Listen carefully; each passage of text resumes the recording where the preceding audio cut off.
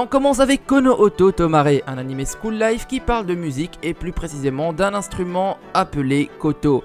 Et petit instant culture, le koto est un ancien instrument à cordes japonais bien sûr. Nous suivrons Takezu Kurata, qui à la rentrée scolaire va se retrouver seul dans son club de koto. Et vu que voilà, aucun membre à part lui n'est présent dans ce club, eh bien il va rapidement devenir le quartier général de quelques délinquants. Mais rapidement tout va changer à l'arrivée d'un élève de première année, Shika Kudu, qui intervient pour arrêter les délinquants et demander à rejoindre le club. Alors je pense que vous vous en doutez bien, mais lui seul a réussi à chasser des délinquants, donc il a forcément une personnalité un peu rude et particulière.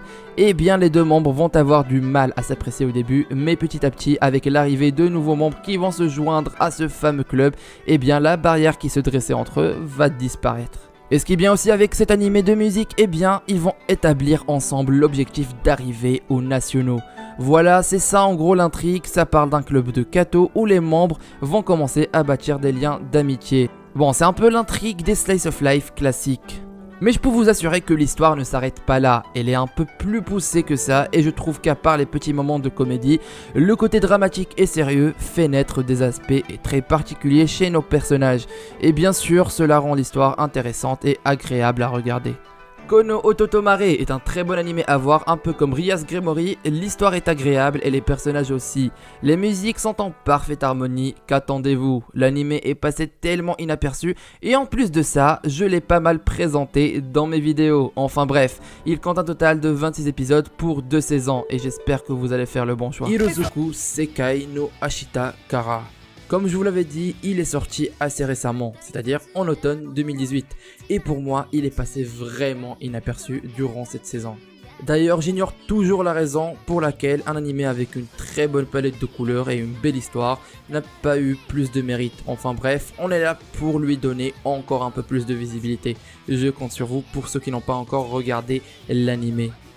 Bon, l'anime a été fait par le studio PA Works, classique. Comme vous le savez, c'est eux qui sont derrière Charlotte, Another, Shirobako et bien sûr le fameux et sublime Angel Beats, n'est-ce pas Dockers?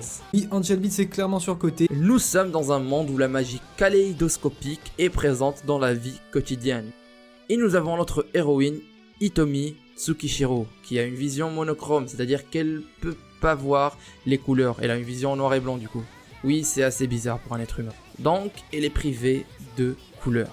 Lors d'un soir au milieu des feux d'artifice japonais, la grand-mère de Hitomi va lancer un sort qui va permettre à sa petite fille d'aller dans le passé et plus précisément en 2018. Ah oui, car j'ai oublié de le mentionner, mais on est en 2078, oui. Donc elle va renvoyer Hitomi en 2018, année où sa grand-mère était au lycée. Au début, le spectateur et même le personnage principal ne sont pas mis au courant du véritable but derrière ce long voyage, temporel bien sûr. Mais bon, après son voyage, elle va se retrouver en 2018 et plus précisément dans la chambre de l'artiste Yuito Aoi. Et ses dessins inondent son monde sans couleurs, c'est-à-dire que grâce à ses dessins, elle peut enfin voir les couleurs. Mais la véritable question qu'on devrait tous se poser, c'est pour quelle raison, bien pour quel but elle a été envoyée dans le passé? Eh bien, je ne vous dirai absolument rien, allez le regarder. À part bien sûr notre thème principal de cette vidéo qui est la magie et la romance, il a pour genre aussi drama et school life et une façon assez particulière d'exploiter la romance et où les personnages avancent et évoluent grâce à l'influence positive des autres. Les relations entre les personnages jouent un grand rôle dans cet animé. Et un petit mot sur PA Works qui a fait un très bon travail graphiquement parlant, je ne peux que vous le recommander. Self Yourself. Dans la paisible petite ville de Sakura no Mori, un groupe de jeunes amis est sur le point de faire des adieux à l'un des leurs. En raison des projets de ses parents, Sana Hidaka doit quitter sa maison d'enfance pour s'installer dans la ville de Tokyo. Il est triste de se séparer de son groupe d'amis, mais ils se sont promis qu'ils seront toujours unis, même si la distance les sépare. 5 ans plus tard, Sana a maintenant 16 ans et il revient dans sa ville natale dans l'espoir de retrouver son ancienne vie tranquille et joyeuse avec ses amis. Cependant, il réalise rapidement que même si la ville n'a pas radicalement changé, les amis qu'il a laissés ne sont plus ce qu'ils étaient. Des ombres troublantes planent sur Sakura no Mori alors que ses amis détiennent de nouveaux secrets et portent des fardeaux qui menacent les liens qu'ils partageaient auparavant. Et c'est alors que plusieurs choses vont arriver entre romance, drame et mélancolie. Du coup, pour ma part, j'ai bien aimé l'anime, mais en revoyant un peu les épisodes dernièrement pour me rappeler, j'ai revu le dernier épisode et c'était pas vraiment la fin que j'espérais sincèrement. Mis à part cela, en toute honnêteté, il mérite vraiment plus de reconnaissance et son opening, à chaque fois que je l'entends, ça me rend nostalgique. Bref, dites-moi vos avis dans les commentaires si vous avez déjà regardé l'anime. Et l'anime compte un total de 13 épisodes.